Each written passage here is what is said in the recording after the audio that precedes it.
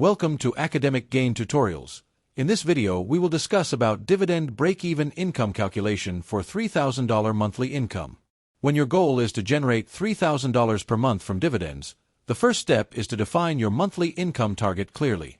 In this example, the target is $3,000 every month.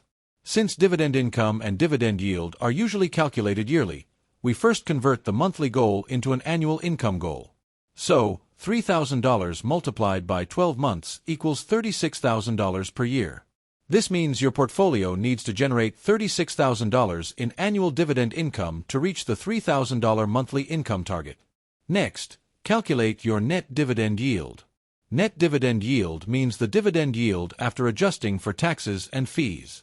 The formula is net dividend yield equals dividend yield multiplied by 1 minus tax rate minus fees. For example, if the dividend yield is 4%, the tax rate is 15%, and fees are 0.5%, the net dividend yield becomes about 3.4%. After that, use the break-even formula. Required portfolio value equals annual income needed divided by net dividend yield. In this example, the annual income needed is $36,000, and the net dividend yield is 3.4%.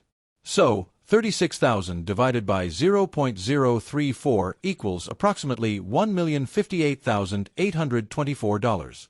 This means that to generate about $3,000 every month, or $36,000 per year, you may need around $1,058,824 invested at a 3.4% net dividend yield. Then, it is helpful to compare different yields because the required portfolio value changes based on the yield. At a 2% net dividend yield, you may need about $1,800,000.